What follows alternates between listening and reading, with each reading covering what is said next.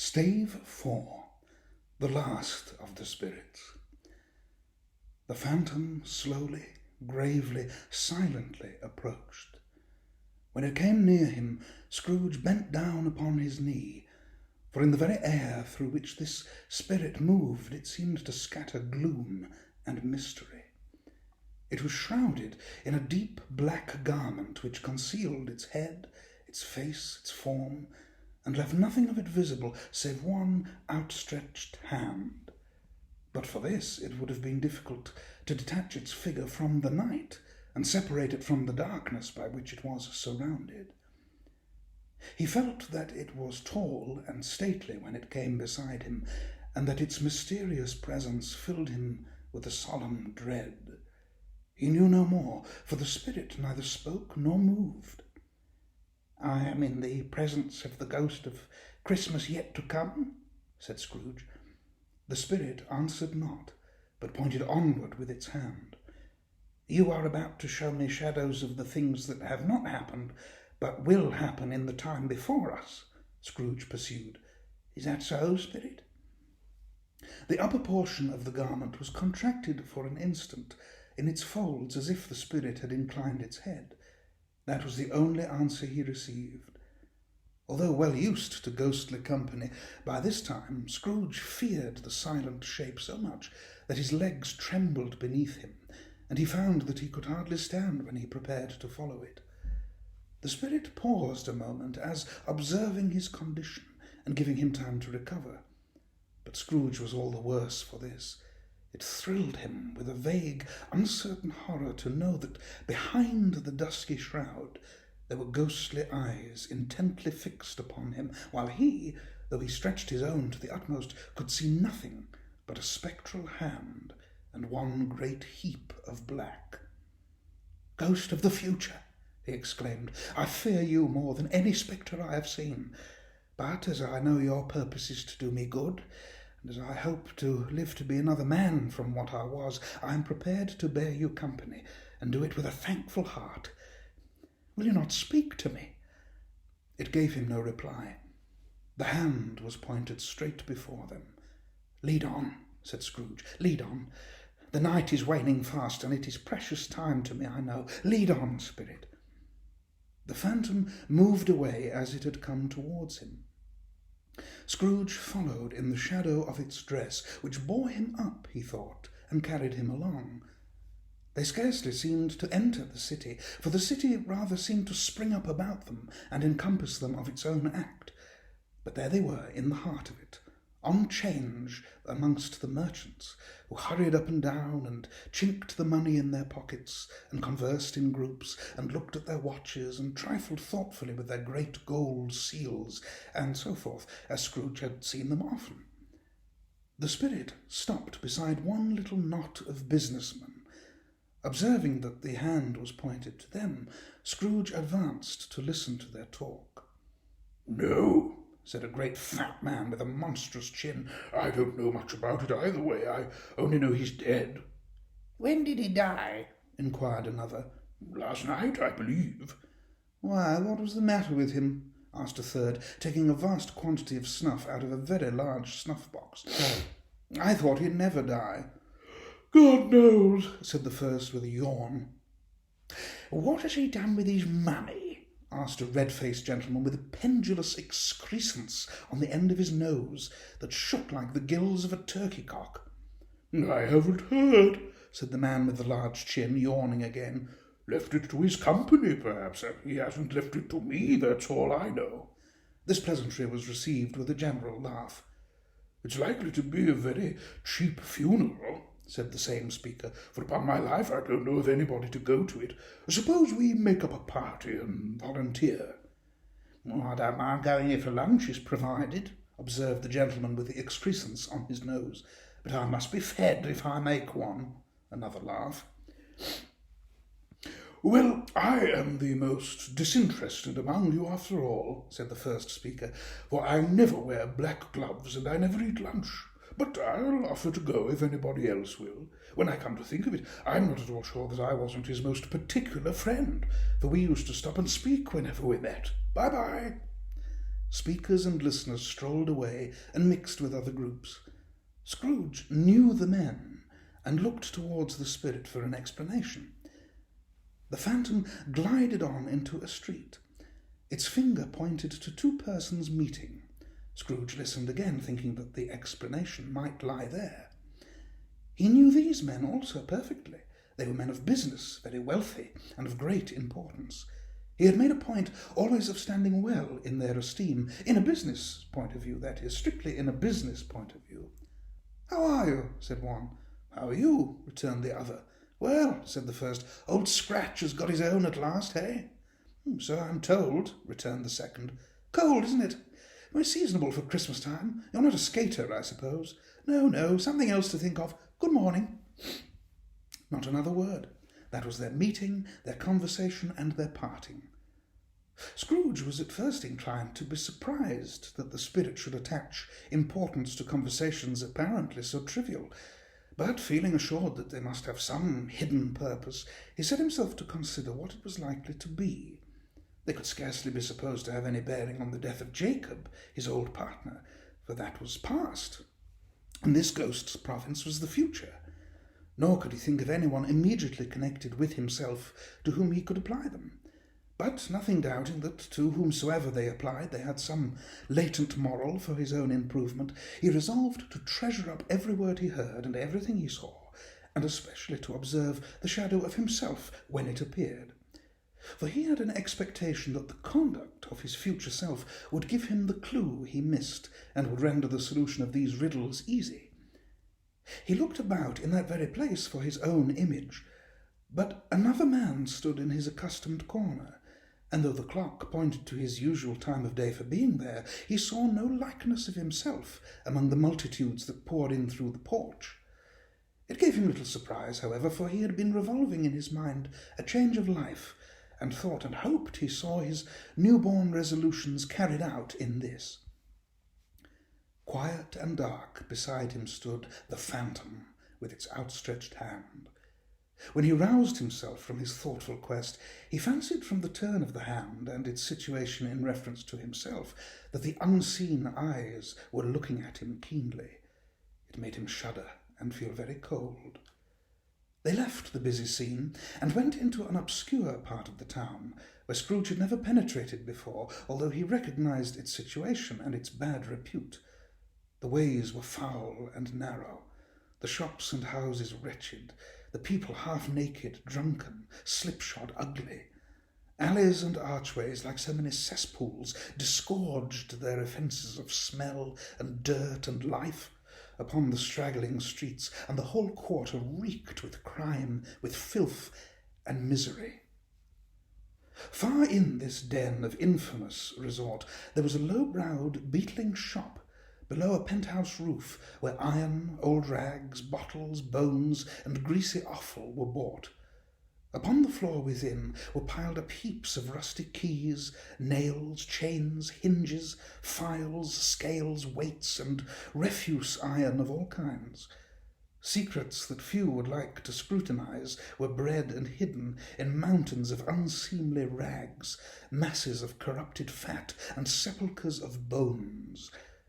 Sitting in among the wares he dealt in, by a charcoal stove made of old bricks, was a grey-haired rascal, nearly 70 years of age, who had screened himself from the cold air without by a frowsy curtaining of miscellaneous tatters hung upon a line, and smoked his pipe in all the luxury of calm retirement.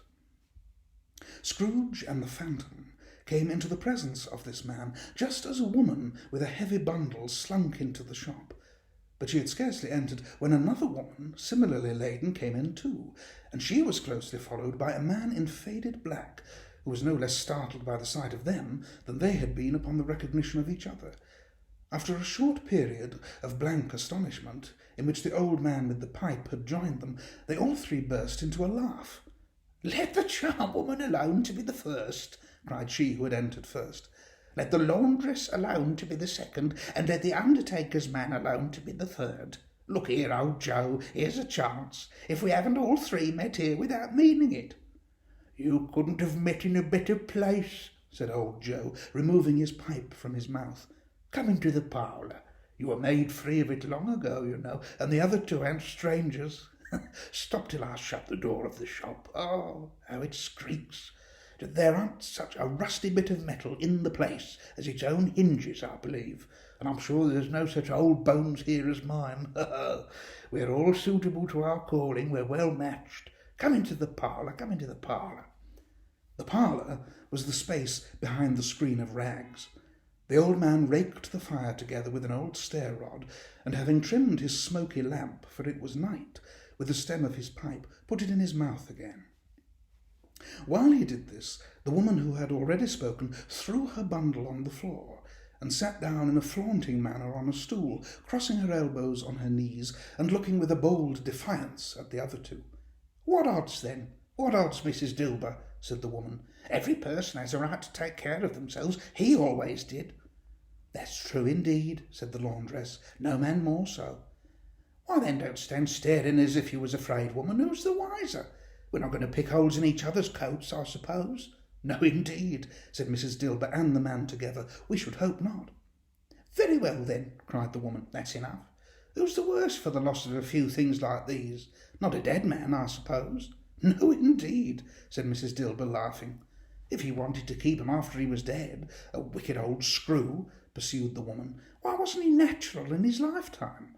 If he had been, he'd have had somebody to look after him when he was struck with death, instead of lying gasping out his last there, alone by himself." "It's the truest word that ever was spoke," said Mrs. Dilber. "It's a judgment on him." "I wish it was a little heavier judgment," replied the woman, "and it should have been, you may depend upon it, if I could have laid my hands on anything else." "Open that bundle, old Joe, and let me know the value of it. Speak out plain. I'm not afraid to be the first, nor afraid for them to see it. We knew pretty well that we were helping ourselves before we met here, I believe. It's no sin. Open the bundle, Joe." But the gallantry of her friends would not allow of this, and the man in faded black, mounting the breech first, produced his plunder. It was not extensive. A seal or two, a pencil case, a pair of sleeve buttons, and a brooch of no great value were all. They were severally examined and appraised by old Joe, who chalked the sums he was disposed to give for each upon the wall, and added them up into a total when he found there was nothing more to come. "That's your account," said Joe, "and I wouldn't give another sixpence if I was to be boiled for not doing it. Who's next?" Mrs. Dilber was next. Sheets and towels, a little wearing apparel, 2 old-fashioned silver teaspoons, a pair of sugar tongs, and a few boots. Her account was stated on the wall in the same manner. "I always give too much to ladies. It's a weakness of mine, and that's the way I ruin myself," said old Joe. "That's your account. If you asked me for another penny and made it an open question, I'd repent of being so liberal and knock off half a crown." "And now undo my bundle, Joe," said the first woman. Joe went down on his knees for the greater convenience of opening it, and having unfastened a great many knots, dragged out a large and heavy roll of some dark stuff. "What do you call this?" said Joe. "Bed curtains?" "Ah," returned the woman, laughing and leaning forward on her crossed arms. "Bed curtains? You don't mean to say you took 'em down, rings and all, with him lying there?" said Joe. "Yes, I do," replied the woman. "Why not?" "You were born to make your fortune," said Joe, "and you'll certainly do it." "Well, I certainly shan't hold my hand when I can get anything in it by reaching it out, for the sake of such a man as he was, I promise you, Joe," returned the woman coolly. "Don't drop that oil upon the blankets now." "His blankets?" asked Joe. "Whose else's, do you think?" replied the woman. "He isn't likely to take cold without 'em, I dare say." "I hope he didn't die of anything catching, eh?" said old Joe, stopping in his work and looking up. "Don't you be afraid of that," returned the woman.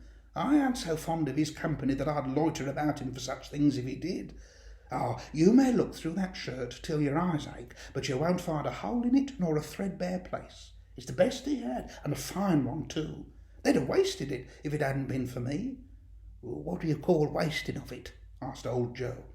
"Putting it on him to be buried in, to be sure," replied the woman with a laugh. "Somebody was fool enough to do it, but I took it off again. If calico ain't good enough for such a purpose, it isn't good enough for anything. It's quite as becoming to the body. He can't look uglier than he did in that one."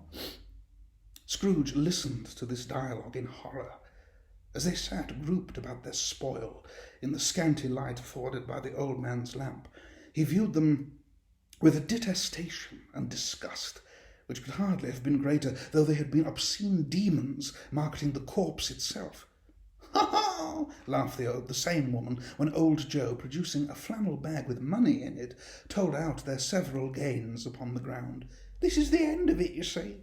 He frightened everyone away from him when he was alive, to profit us when he was dead. Ha ha ha!" "Spirit," said Scrooge, shuddering from head to foot. I see. The case of this unhappy man might be my own. My life tends that way now.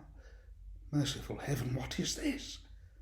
He recoiled in terror, for the scene had changed, and now he almost touched a bed, a bare, uncurtained bed, on which, beneath a ragged sheet, there lay a something covered up, which, though it was dumb, announced itself in awful language. The room was very dark, too dark to be observed with any accuracy, though Scrooge glanced round it in obedience to a secret impulse, anxious to know what kind of room it was. A pale light, rising in the outer air, fell straight upon the bed, and on it, plundered and bereft, unwatched, unwept, uncared for, was the body of this man. Scrooge glanced towards the phantom. Its steady hand was pointed to the head. The cover was so carelessly adjusted that the slightest raising of it, the motion of a finger upon Scrooge's part, would have disclosed the face. He thought of it, felt how easy it would be to do, and longed to do it, but had no more power to withdraw the veil than to dismiss the spectre at his side.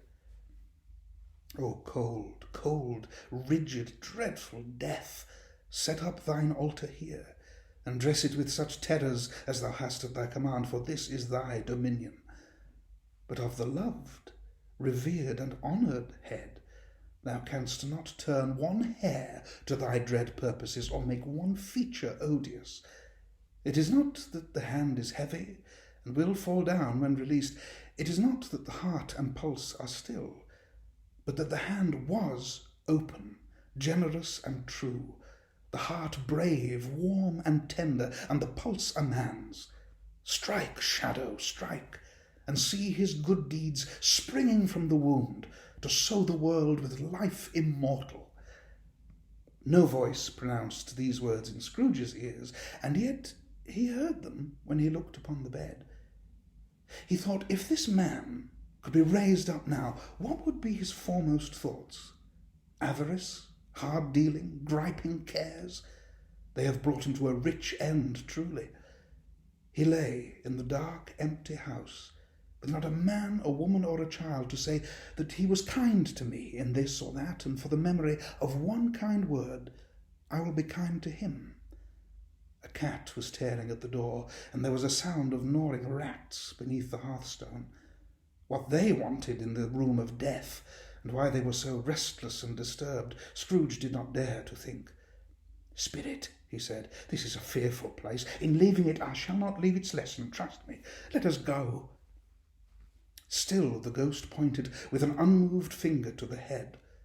"I understand you," Scrooge returned, "and I would do it if I could, but I have not the power, Spirit. I have not the power." Again it seemed to look upon him. "If there is any person in the town who feels emotion caused by this man's death," said Scrooge, quite agonized, "show that person to me, Spirit, I beseech you." The phantom spread its dark robe before him for a moment, like a wing, and withdrawing it, revealed a room by daylight, where a mother and her children were.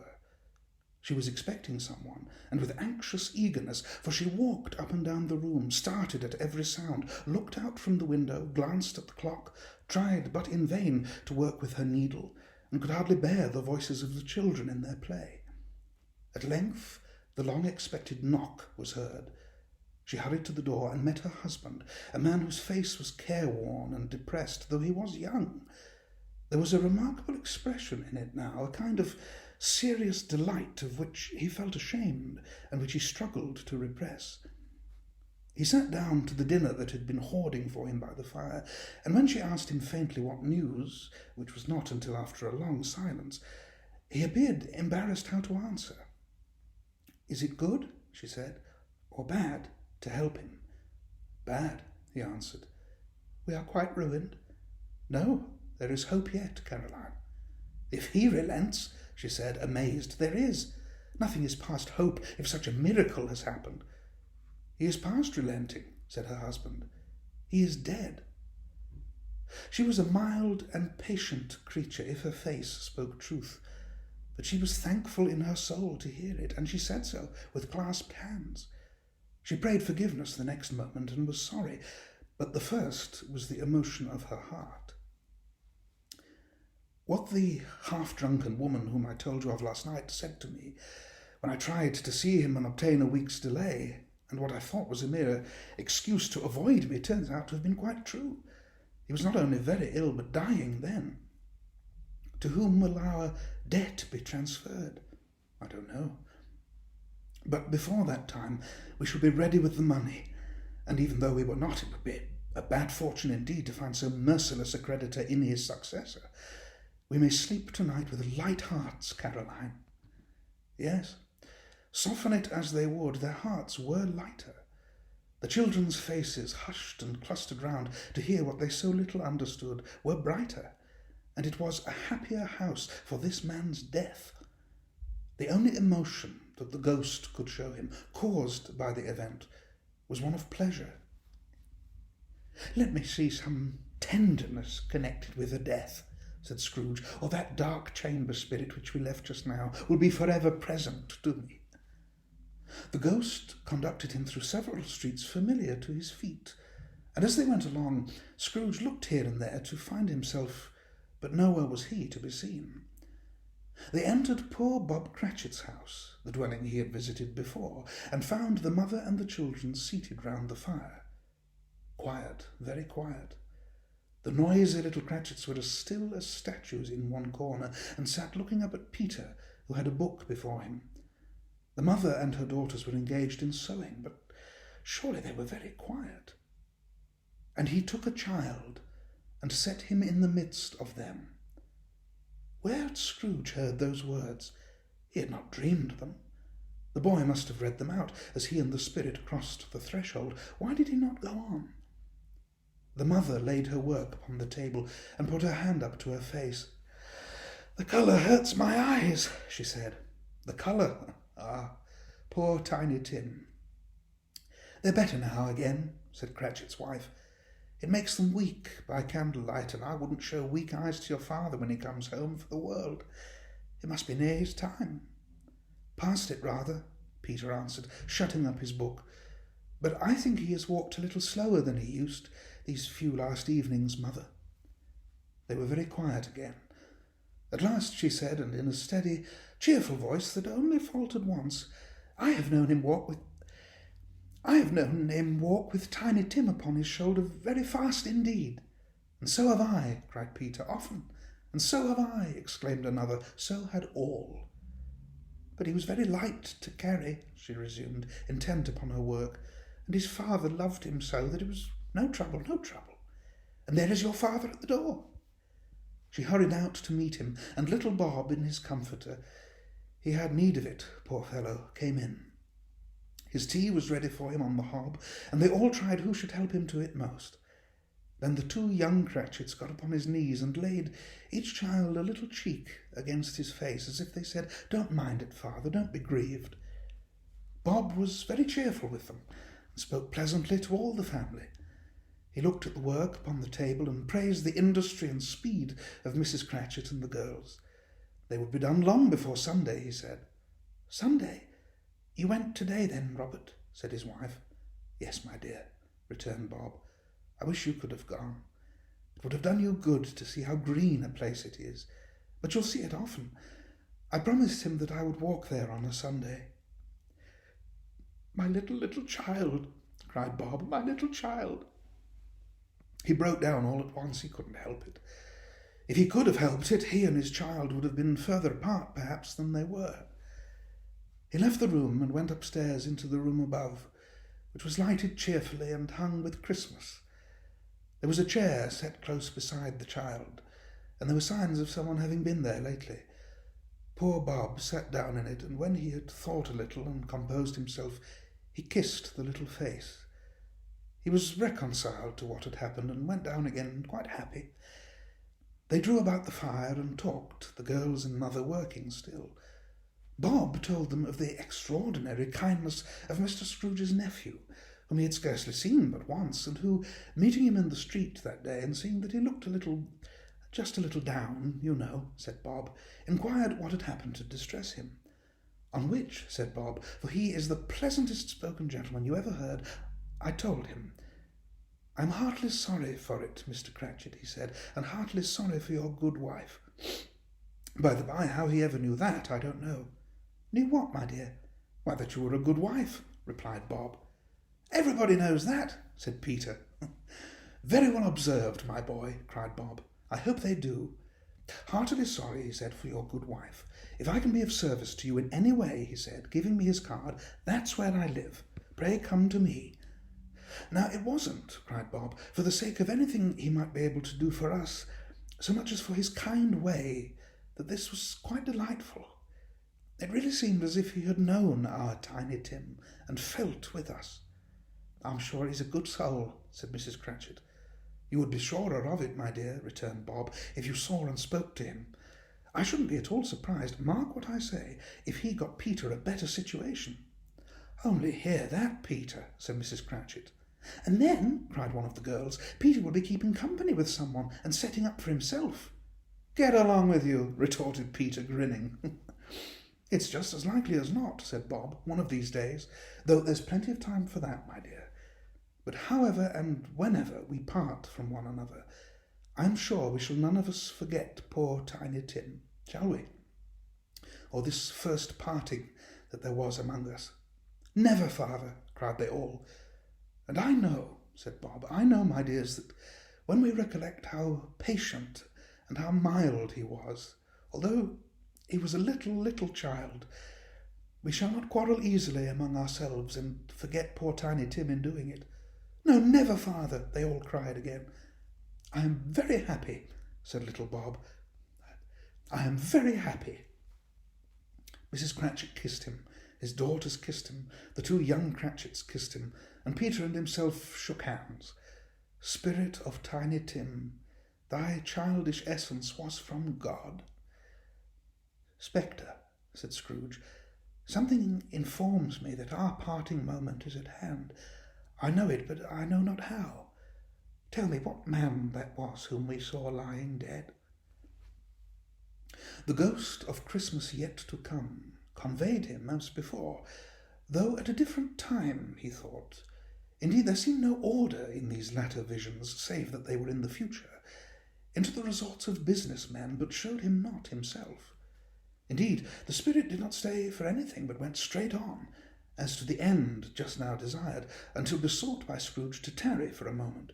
This court, said Scrooge, through which we hurry now, is where my place of occupation is and has been for a length of time. I see the house. Let me behold what I shall be in days to come. The spirit stopped. The hand was pointed elsewhere. The house is yonder, Scrooge exclaimed. Why do you point away? The inexorable finger underwent no change. Scrooge hastened to the window of his office and looked in. It was an office still, but not his. The furniture was not the same, and the figure in the chair was not himself. The phantom pointed as before. He joined it once again, and wondering why and whither he had gone, accompanied it until they reached an iron gate. He paused to look round before entering. A churchyard. Here, then, the wretched man whose name he had now to learn lay underneath the ground. It was a worthy place, walled in by houses, overrun by grass and weeds, the growth of vegetation's death, not life, choked up with too much burying, fat with repleted appetite, a worthy place. The spirit stood among the graves and pointed down to one. He advanced towards it, trembling. The phantom was exactly as it had been, but he dreaded that he saw new meaning in its solemn shape. Before I draw near at that stone to which you point, said Scrooge, answer me one question. Are these the shadows of the things that will be, or are they shadows of things that may be only? Still the ghost pointed downward to the grave by which it stood. Men's courses will foreshadow certain ends, to which, if persevered in, they must lead, said Scrooge. But if the courses be departed from, the ends will change. Say it is thus with what you show me. The spirit was immovable as ever. Scrooge crept towards it, trembling as he went, and following the finger, read upon the stone of the neglected grave his own name, Ebenezer Scrooge. "Am I that man who lay upon the bed?" he cried upon his knees. The finger pointed from the grave to him and back again. "No, spirit, oh no, no." The finger still was there. "Spirit," he cried, tight clutching at its robe, "hear me. I am not the man I was. I will not be the man I must have been but for this intercourse. Why show me this, if I am past all hope?" For the first time the hand appeared to shake. "Good spirit," he pursued, as down upon the ground he fell before it, "your nature intercedes for me and pities me. Assure me that I yet may change these shadows you have shown me by an altered life." The kind hand trembled. "I will honour Christmas in my heart and try to keep it all the year. I will live in the past, the present, and the future. The spirits of all three shall strive within me. I will not shut out the lessons that they teach. Oh, tell me I may sponge away the writing on this stone." In his agony he caught the spectral hand. It sought to free itself, but he was strong in his entreaty and detained it. The spirit, stronger yet, repulsed him. Holding up his hands in a last prayer to have his fate reversed, he saw an alteration in the phantom's hood and dress. It shrunk, collapsed, and dwindled down into a bedpost.